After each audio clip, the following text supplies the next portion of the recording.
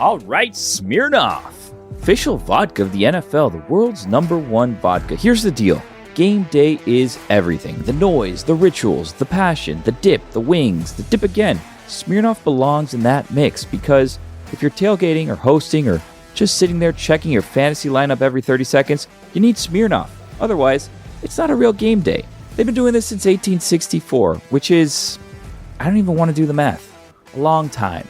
They're award-winning, they make cocktails super easy, and they're all about bringing fans together. So yeah, we do game days. That's their thing. And if you're over 21, you should too. Grab a bottle of Smirnoff at your local retailer and head to Smirnoff.com to find recipes of delicious cocktails perfect for game day. Please drink responsibly. Smirnoff, #21 vodka. Distilled from grain. 40% alcohol by volume. The Smirnoff Company, New York, New York. Please do not share with anyone under legal drinking age. At Sierra, discover top workout gear at incredible prices, which might lead to another discovery. Your headphones haven't been connected this whole time. Awkward. Discover top brands at unexpectedly low prices. Sierra, let's get moving. When did making plans get this complicated? It's time to streamline with WhatsApp, the secure messaging app that brings the whole group together. Use polls to settle dinner plans. Send event invites and pin messages so no one forgets Mom's 60th. And never miss a meme or milestone. All protected with end-to-end encryption. It's time for WhatsApp. Message privately with everyone. Learn more at whatsapp.com. This is the Dan Le Batard Show with the Stugotz podcast. Pablo. He badgered the Clippers PR staff at 2 o'clock in the morning again this morning. We will get to that story in a second.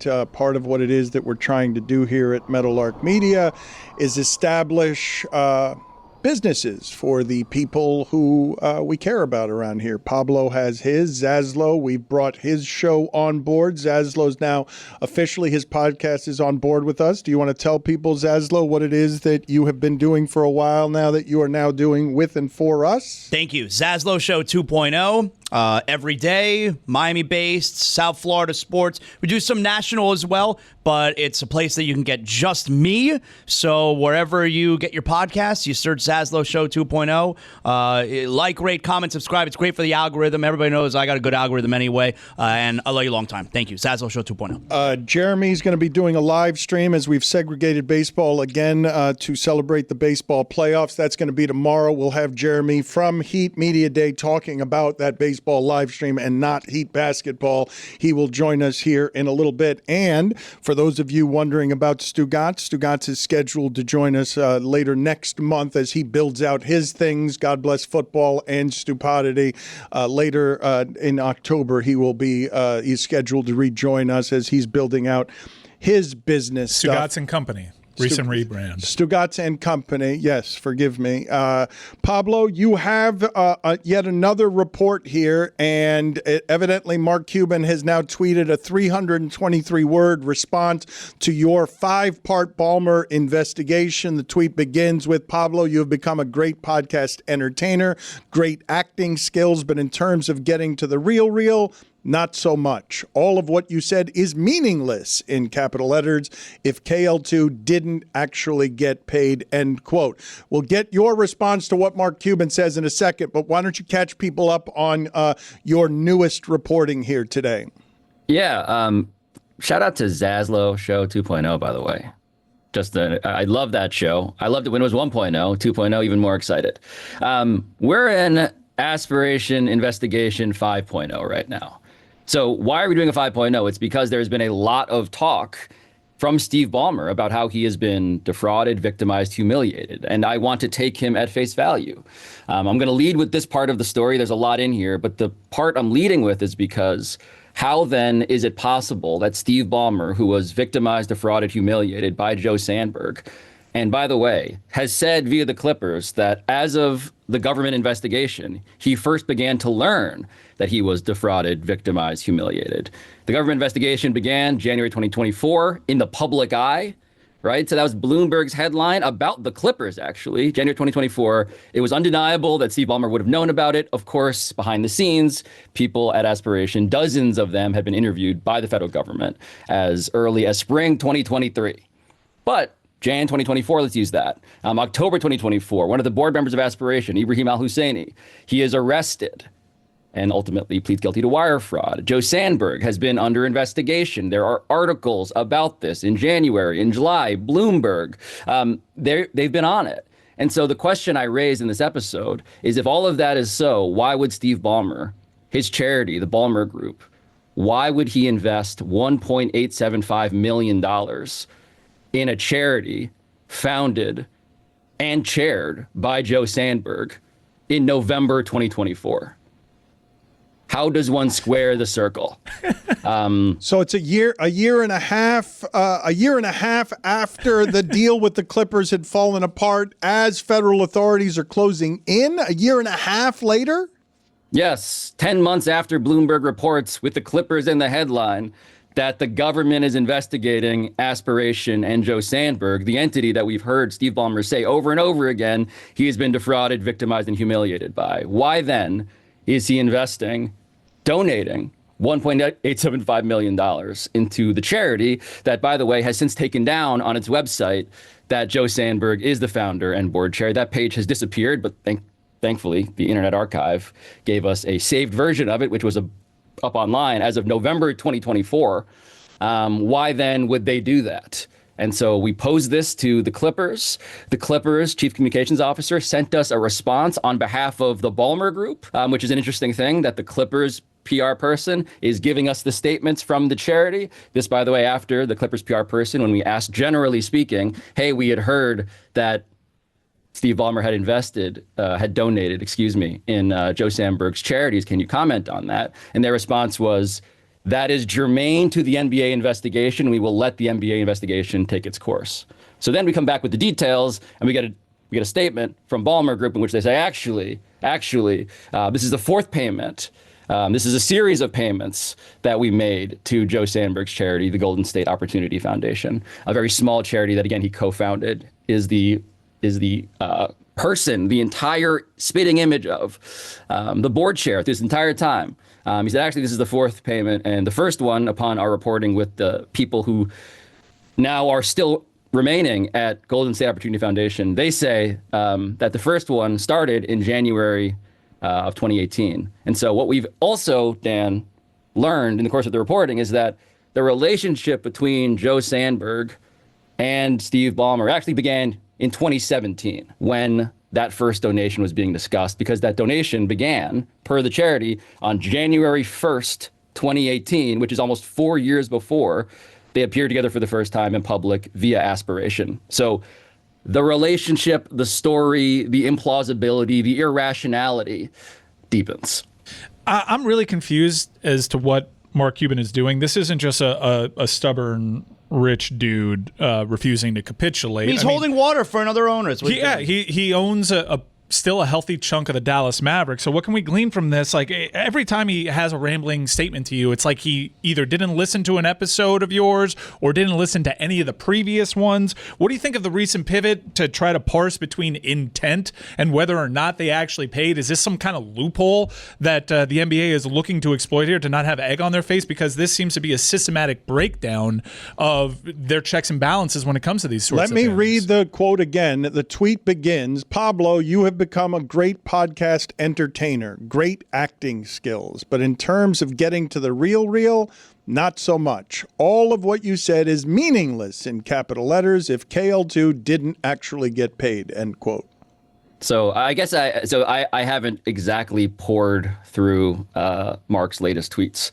So I'm kind of reacting to this live, admittedly. Something that keeps on happening with him, though, is that he gives us these sort of bullet points, and then we look into the thing and prove why his bullet points were either incorrect or, in fact, exactly part of the scheme as described. And then he moves on to different bullet points. So that's just generally the cycle. And lots of people around the league have been asking me, Mike, the same question you've been asking me, like, why is he doing this?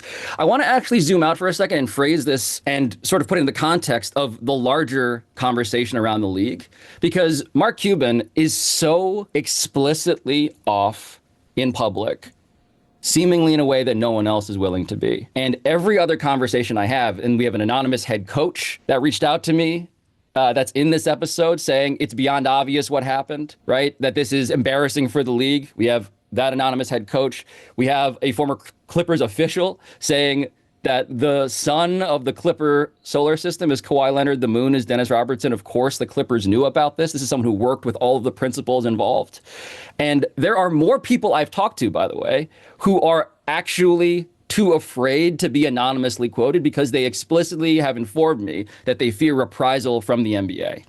So just to give you a sense of like why this is a tense and fraught topic that's very hard to get people to talk about, it's because people are actively concerned that the NBA investigation is not a real investigation, and they're concerned that the NBA would take the time to go after them if they express their honest view of what they suspect, based on my reporting and their own experience, is actually happening here. And then on the other side of the equation is Mark Cuban, who's just endlessly talking. And lots of people are wondering why. And frankly, I am also asking and attempting to answer the same question. And so on that front, I just will have to say for now, my investigation continues. Okay, can you tell us, though, what you make of the $1.875 million donated to charity to a founder who conned him a year and a half after the Clippers deal ended? Because when Ballmer was talking to Ramona Shelburne, the intimation was that couldn't be so, he kept saying, and that relationship was over. And now you're reporting that a figure suspiciously close to the quarterly payments that Kawhi's supposed to get is being funneled into a charity that is publicly, everyone knows, is underwater. Yeah, it's very strange. I don't really know how to explain it. I think that's the point of it. Outside of the fact that this is part of a larger relationship that is deeper and more personal and involves the flow of money in ways that they never wanted anybody to connect the dots on. I want to put that timeline in context as well, Dan, because keep in mind, the Clippers have told us previously that they are the ones who terminated the deal with Aspiration in the 2022-2023 season because they couldn't make their payments. Simultaneously, we have proven via court documentation that Aspiration had gone into default, that they couldn't get investors from anywhere other than Steve Ballmer, Dennis Wong, a first-time investor who put in $2 million 9 days before Kawhi Leonard got paid that thing that was delayed, the 1.75, as well as the other people either who were now pled guilty for wire fraud or had already been involved in investments with Aspiration. So the question of like, was this company a mess? Was it obvious? That was obvious in 23, if not end of 22. And so to see this timeline unfurl in which you go from there to all of the public news about the federal government, for Steve Ballmer to make that donation, it would need to be the ultimate case of something, Dan, you love talking about, which is separating the art from the artist. He's like, you know what? This charity, this tiny charity that specializes in giving low-income families help with tax preparation for these tax credits that Gavin Newsom has rolled out, this cause is so important to me, Steve Ballmer, personally, that I will overlook the fact that the founder and board chair who first solicited these payments from me and renewed them throughout 4 years, 6 years, that guy, I'm going to put aside all of it and continue to give his foundation money. Doesn't really make sense. This episode is supported by FX's The Lowdown, starring Ethan Hawke. Allow us to introduce you to Lee Raybon, a quirky journalist / rare bookstore owner / unofficial truth seeker who's always on the tail of his latest conspiracy. This time, his most recent expose puts him head to head with a powerful family that rules Tulsa, meaning only one thing: he must be onto something big. FX is The Lowdown, all new Tuesdays on FX. Stream on Hulu. This show is sponsored by Liquid IV, and man, let me tell you something. Transitioning from the lazy vibes of summer to the fall grind, it's brutal. The energy dips, the focus slips, you know the deal. That's why I'm all over Liquid IV's new Energy Multipliers sugar-free hydrating energy. One stick and 16 ounces of water hydrates you better than water alone, with 3 times the electrolytes of a sports drink, 8 essential vitamins, and no sugar. No jitters, no crash, just smooth, balanced energy. I throw a packet in my work bag and my hockey bag when I go to the rink, heck, even in my car. You guys really need to check out the strawberry kiwi and the black lemonade. Push through workouts, power through meetings, or just survive that post-summer slump. Seriously, it's like a wake-up call for your body. Hydration and energy, all in one. This is the upgrade your fall routine needs. Don't let the grind drain you. Ditch the glitch with 0 sugar and 0 crash from Liquid IV. Tear poor, live more. Go to liquidiv.com and get 20% off your first order with code DAN at checkout. That's 20% off your first order with code DAN at liquidiv.com. Howdy, folks. It's Mike Ryan. I want to talk to you about Game Time, the official ticketing partner of the Dan Le Batard Show. They've been on with us for quite a while, and I practice what I preach here, people. It is my go-to when I'm trying to get in-demand tickets. Why? It's got so many incredible features. It was ahead of the game. What you see is what you pay. All-in pricing, zone deals, panoramic seat views. And when I became an NFL free agent, I just wanted to see the best games in the best places. And Game Time had me so covered. They take the guesswork out of buying NFL tickets. It's incredibly easy to use. And the Game Time guarantee means you can trust you'll get 100% authentic tickets on time and at the best price. Plus, fees are always included, so what you see is what you pay. Take the guesswork out of buying NFL tickets with Game Time. Download the Game Time app, create an account, and use code DAN for $20 off your first purchase. Terms apply. Again, create an account and redeem code DAN for $20 off. Swipe, tap, ticket, go. Download the Game Time app today. Dan Le Batard. Pablo leads all of podcasting in reading while smiling. If you listen to ESPN Daily, he sounds like he's having the time of his life. Stugotz. Coming up next, I'm going to tell you how the Savannah Bananas are changing How do you know I'm Savannah Bananas. How do you know I'm smiling? That's how I find my vocal range. Sometimes I just say Savannah Bananas. Savannah Bananas. Yeah. This is the Dan Le Batard Show with the Stugotz.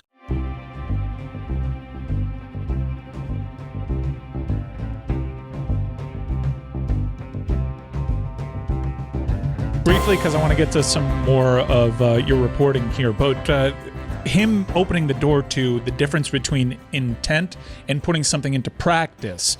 What do you think that means? Can we look into that? Because what difference does it make? If they tried to circumvent the salary cap, isn't that a problem?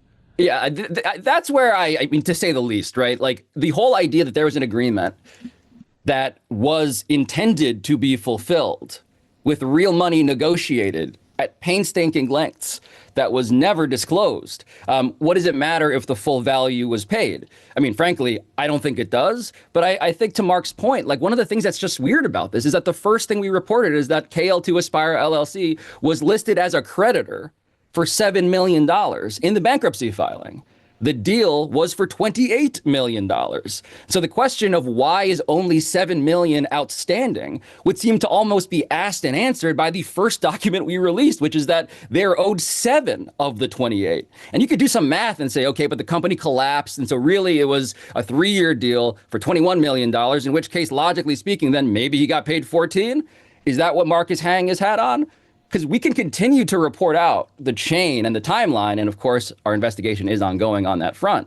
But that being this new revelation to me is bizarre. It was kind of the first thing that we reported, that they actually did intend to pay and did pay millions upon millions of dollars in a deal that no one ever announced, let alone completed to its full extent, but literally ever mentioned in public when it was an endorsement deal. That's where I just don't know what leg anyone is standing on at this point. You have to get a little bit better at using allegedly, no matter how confident it is you are in your reporting. I'm going to read this to you again, though, because I want to hear your best guess theory. Pablo, you have become a great podcast entertainer, great acting skills. But in terms of getting to the real, not so much. All of what you said is meaningless if KL2 didn't actually get paid. What is Mark Cuban doing? There's a phrase that comes up when people don't really have an argument, and it mostly resembles the "we're gonna throw shit at the wall and see what sticks" approach. And I think the only thing I can imagine is that he is most generously seeing my podcast, as he said, like a true crime story that he cannot help but be fascinated and entranced by. And then on top of that, he is pot committed, is what one NBA executive called it to me. Mark Cuban is pot committed. He is so clearly Team Ballmer in public that even most generously, he just can't back off a thing that is flying in the face of lots of evidence. And so to me, there are more, I would say, disturbing explanations, which I won't speculate on in public because that would be, to Dan's point about my legal clearances, that would be a little irresponsible. But in the meantime, it just seems it seems like an argument he won't give up. And for that reason, I am frankly ever more interested in why Mark Cuban and what Mark Cuban is saying. And I'm also kind of bored. Like, I'm just like, I don't know, man. Like, I feel like I'm kind of explaining this step by step, but I guess if you want to come back on the show, we can arrange that. Mark Cuban would appear to be just wanting to be stubbornly right when you say pot committed. That's what that feels like. In that tweet, he is offering for a return engagement. I know you haven't had an opportunity to go through the entirety of the tweet, but it looks like Mr. Pot committed Mark Cuban is offering his services again. Well, I like that he is, because we tried to book him multiple times 2 episodes ago, which is why we got the other Cuban that is talking to me right now in that episode. But if Mark's down, I wonder why he decided to talk to Kendrick Perkins and Channing Frye instead of Pablo on this one. Let's again, I've told you before, one of the great prides here at Meadowlark is that we could use the modulated voice and the distorted fuzziness of keeping people protected anonymously, even though, as Pablo said, there are now real fears around some of this, and this is real power and real money that disincentivizes people from coming and talking to Pablo. But the report in this morning's Pablo Torre finds out is that Steve Ballmer, the 7th richest man in the world, quietly donated $1.875 million to charity. Aspiration co-founder who conned him, quote unquote conned him, a year and a half after the Clippers deal ended, when the feds were already closing in and this was all in headlines. Here's a modulated voice for you again to explain how somebody at Aspiration who knows something about the finances of Aspiration took that charitable donation. It's just inconceivable to me to be both hoodwinked and bamboozled, but yet continuously giving money to Joe Sandberg. It does not make any iota of sense to invest in 2021, contribute nearly $100 million in carbon offset pre-purchases, reinvest in 2022 or 2023 round, claim all of that to be lost in 2023, and then come back for more in 2024 via charitable donation. Maybe Steve Ballmer's a secret masochist. Steve Ballmer's kink is being robbed. Yeah. Rob me blind, daddy. I think that laugh wasn't modulated enough, and that laugh is going to be recognized. Allegedly. That laugh is going to be recognized by fellow employees. I believe that you did a poor job of protecting that person's anonymity. So something that Cuban keeps on bringing up, I was just scanning his tweet while you guys were playing that clip for me, and I love source number one's sense of humor, by the way. It really does keep me going. The question of like, hey, you don't talk to enough business people. I'm Mark Cuban, I'm the business authority. Here's what you're missing.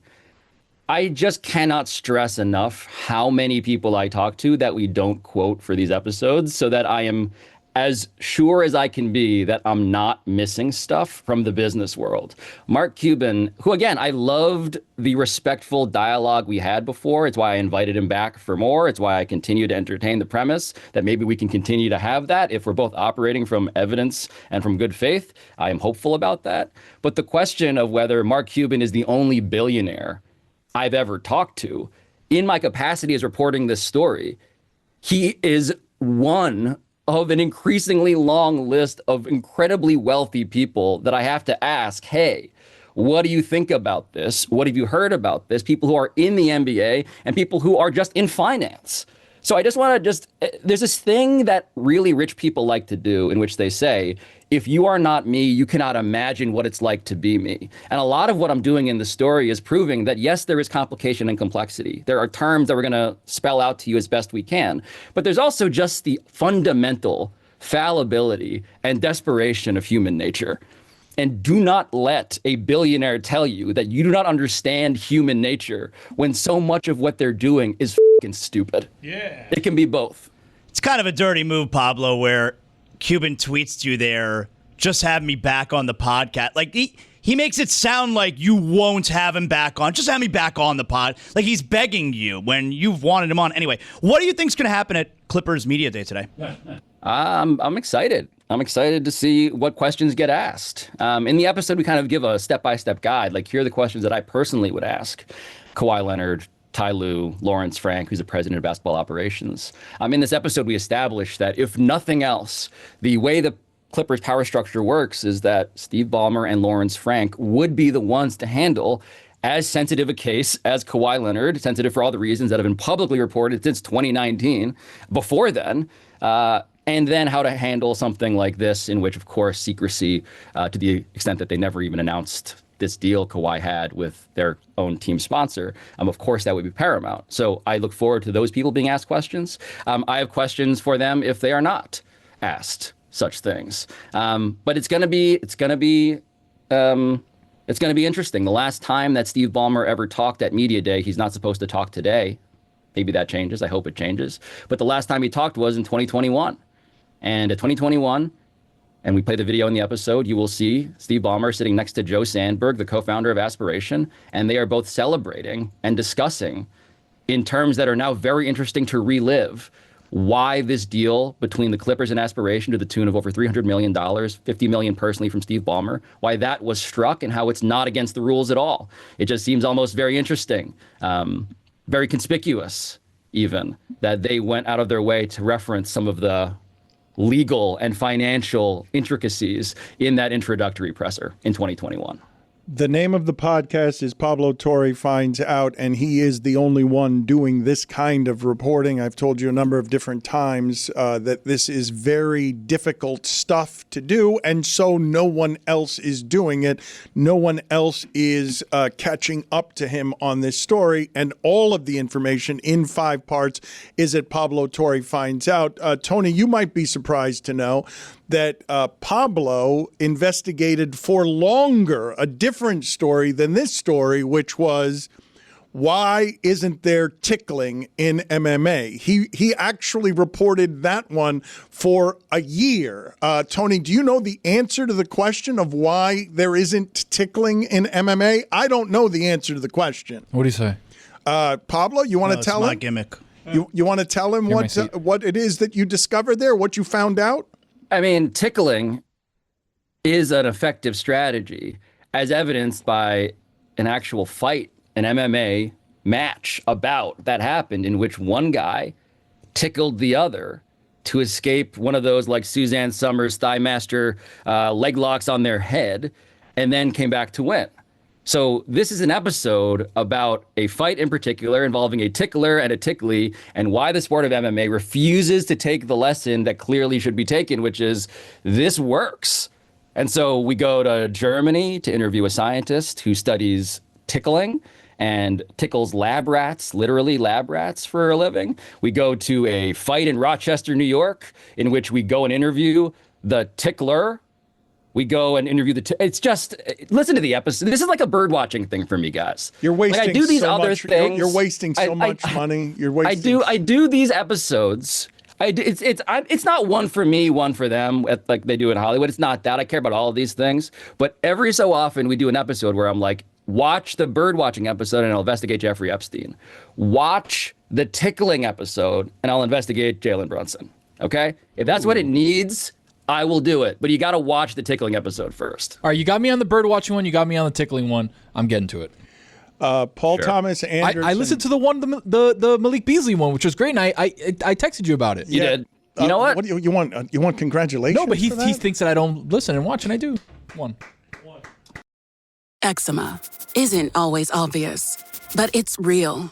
And so is the relief from Ebglyss. After an initial dosing phase, about 4 in 10 people taking Ebglyss achieved itch relief and clear or almost clear skin at 16 weeks. And most of those people maintain skin that's still more clear at 1 year with monthly dosing. Ebglyss, lebrikizumab LBKZ, a 250 milligram per 2 milliliter injection, is a prescription medicine used to treat adults and children 12 years of age and older who weigh at least 88 pounds or 40 kilograms with moderate to severe eczema, also called atopic dermatitis, that is not well controlled with prescription therapies used on the skin or topicals, or who cannot use topical therapies. Ebglyss can be used with or without topical corticosteroids. Don't use if you're allergic to Ebglyss. Allergic reactions can occur that can be severe. Eye problems can occur. Tell your doctor if you have new or worsening eye problems. You should not receive a live vaccine when treated with Ebglyss. Before starting Ebglyss, tell your doctor if you have a parasitic infection. Searching for real relief? Ask your doctor about Ebglyss and visit ebglyss.lilly.com or call 1-800-LILY-RX or 1-800-545-5979.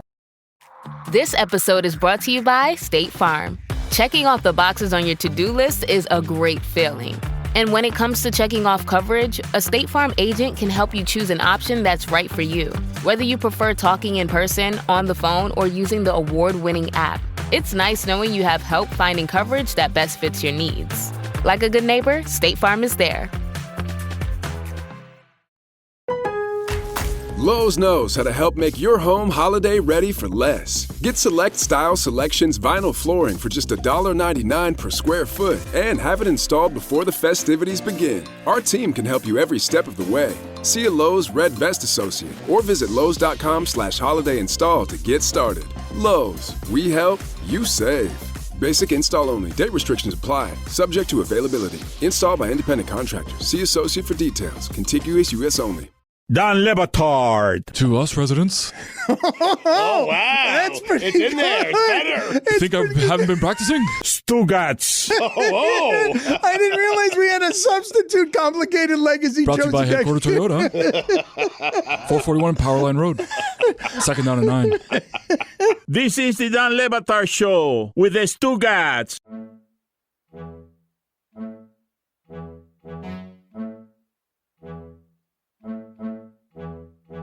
Paul Thomas Anderson, who made Boogie Nights in his 20s, says of Scorsese and other great directors, he's like, they're so selfish, and selfish in the best ways, because they're just trying to make themselves happy first.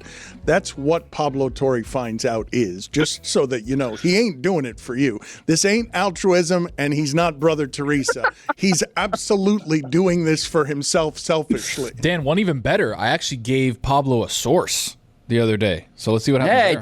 Tony, come on. The number one rule of you becoming a PTFO correspondent is that you don't out your source. I'm just saying. I sent Pablo a source. Yeah. I've just know, if you're worried about how far-reaching the range, the tentacles of Pablo Torre finds out, a show that is fundamentally selfish, how far-reaching those tentacles go, they've gotten into Tony. 10-Day Tony is now an agent for PTFO. It seemed like Jeremy and Mike were both disgusted by Tony there. I'm looking at Jeremy from Heat Media Day. He just slumped and dropped his head in total defeat. Mike, what is the nature of your disgust? It's a useless nugget that whenever this source does poke its head up can be tied directly to Tony. Just bad ball over there. Pablo, Not ideal. Pablo, Not ideal. I have another question. Do you think that people in Chapel Hill are just giving you overwhelming ratings on your Kawhi investigation, hoping that you just have closed the book on North Carolina? The book of Bill Belichick, I hesitate to proclaim on September 29th, is very open. That's all I'll say for now about that. Jeremy Taché joins us from Heat Media Day. It's a bit inexplicable that he would be at Heat Media Day. I don't understand why we didn't go to Panthers Media Day and report live from Panthers Media Day. Can Jeremy ask some questions about Aspiration at Heat Media Day, by the way? Go ahead and ask him. He's here Jeremy, with us. You're in an NBA building. You have a giant story unfolding with tentacles all over the league. Can you please ask some questions of the Heat about this story that Meadowlark Media has been reporting from day one? Thank you, Pablo. Well, I did speak exclusively with Erik Spoelstra, and I can report that he did really enjoy seeing Niko Jovic and Pelle Larsson in Eurobasket this summer. He enjoyed going to Serbia in particular and learning from the Serbian national team, where several players walked up to him and said, "Hey, we got you," in regard to mentoring Niko Jovic, a young Niko Jovic, who should factor into the Heat's front court rotation. Should he not be able to live up to those minutes, there is the young Vlad Golden, who can step in and potentially provide a big physical presence that doesn't quite jump off the page, according to Spoelstra, but does all the little things right and is learning to become a pro. Of course, he also met during Eurobasket with Simone Fontecchio for the very first time, had a chance to meet him. It was a really special moment for him. He said that, of course, Fontecchio chose where they would go to break bread. Pablo, back to you. There's not a funnier name in the sport than Simone Fontecchio. Fontecchio. I defy all of you to come up with a funnier name in basketball than Simone Fontecchio. Go ahead. I'll give you the rest of time. You will not achieve this. Pablo, thank you for being on with us. Thank you for and with your reporting. Just for it, actually. Thank you, Dan, for your money, and thank you to Jeremy for just throwing so many syllables, all of which mean absolutely nothing to me.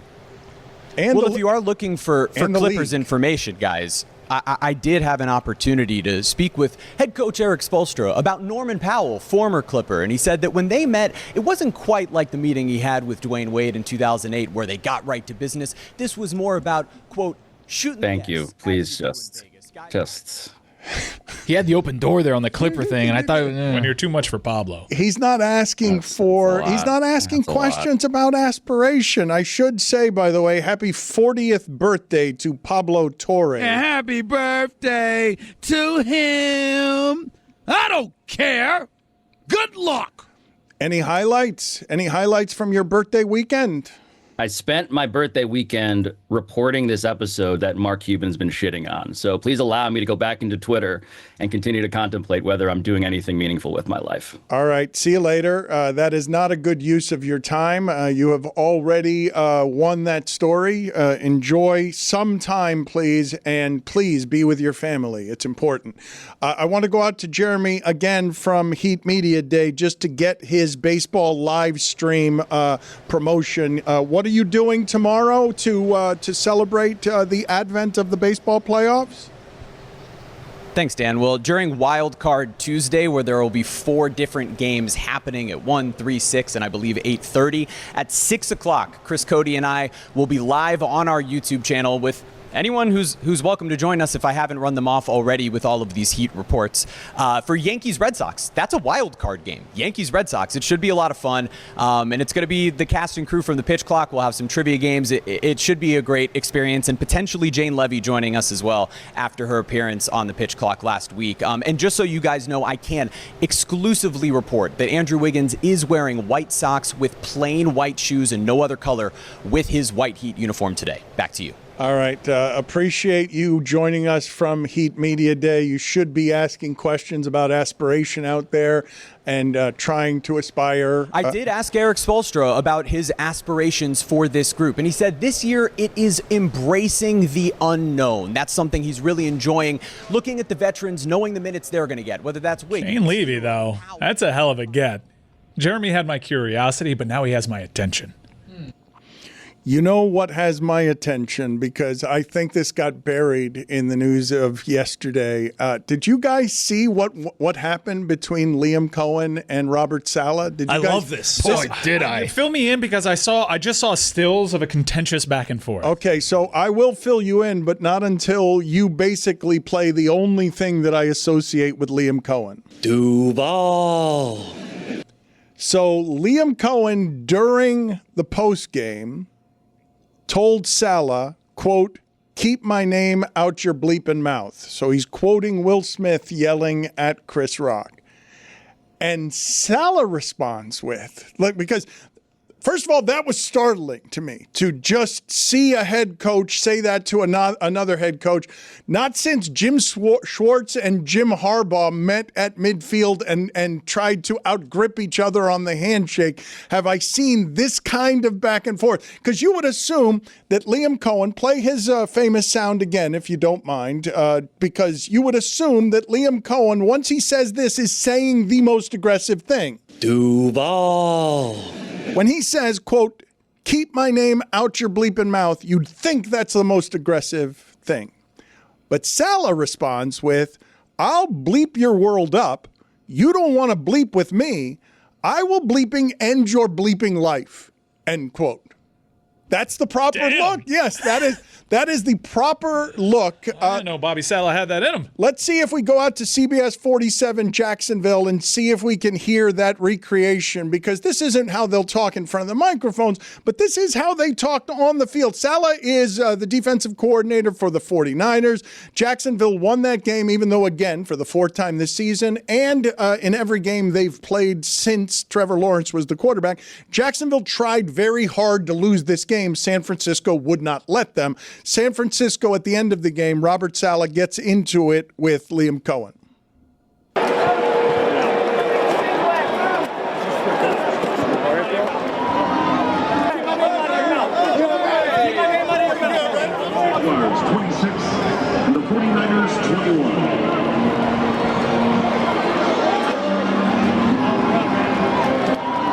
Salah is accusing Jacksonville of stealing signs. That's legally, by the way. The starting point. Legally stealing signs, not illegally stealing signs. You can steal signs these days. It's okay to steal signs. If you're not doing it illegally, you're fine. And Liam Cohen has been known to maybe steal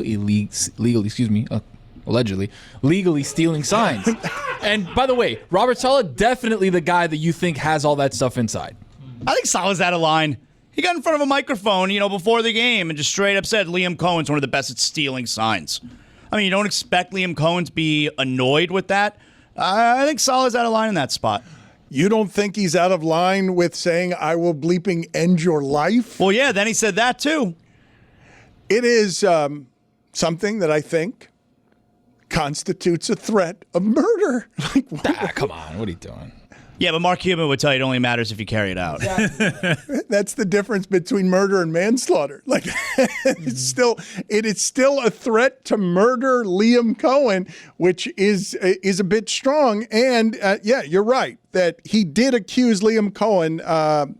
He says that he's got a legal signal stealing system to give their offense an edge I have not noticed because Trevor Lawrence is their quarterback. Dan, Jacks are frisky, and you know that. They are frisky. They are First frisky. step is admitting it. Look, Trevor Lawrence, all they do is keep getting him talent. All they do is keep getting him position players. And last week they had 5 drops. And in this game, I don't trust Jacksonville at all. I bet them to win that game. Brock Purdy turned the ball over. We had the conversation, Mike, last week about whether turnovers are something that someone can do, whether that would have a value to you if you had someone who had the recreatable talent of causing turnovers. It will not be surprising to you that Fred Warner is now the leader in 49ers history of causing fumbles. He's caused 17 fumbles because he runs around there. And Landman with the Rams does this too. He's just punching everybody. Love Landman. Landman is just running around punching everybody. I'm telling you, they're going to outlaw that rule. I saw it again last night. Wow. They're just punching players. You can't punch guys during the game. Of course you can. To the ball. What? Is punching too violent? Punching the ball is too violent? Do you see what they do? Soft. And what if you miss the ball? Then you're just punching guys. You tackled the guy. Tackling a guy. It doesn't matter. You just punch him and tackle the floor. Get out of here. They don't change Keep that my rule. name out your mouth. Exactly right. That's so dumb. You can't punch a guy, but you can run at him full force? Is this sport not for you? Well, is it? It is for me. No, it's not. No, it's not. The way you're talking, it's What if he misses the ball and hits his what? farm? Who cares? You like a 3-3 game? Yeah, I do. That's right. If I wanted punching, I would watch MMA. Did you see what happened to Wanderlei Silva this weekend? Yeah, that was That was I didn't ugly. Like that. I didn't like that. And the video afterwards. Did you see his eye afterwards? Yeah, dude. I didn't like it. That's a legend of the game right there. Don't like it. Respect. The axe murderer. Is football for you? Football's for me. No, it's not. No, it's not. The way you're talking, no, it's Can't not. punch a forearm? Get out of here, Don't ever softy. question my love for football. Oh. Will you end their bleeping life? If you question my love for football,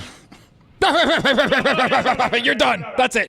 Julian Edlow here from DK Network. Tune in to DKN Daily Bets Monday through Friday, a fun, quick-hitting podcast where we bring in knowledgeable guests from across the sports betting industry to break down our favorite bets of the day. Find DKN Daily Bets wherever you listen to your podcasts.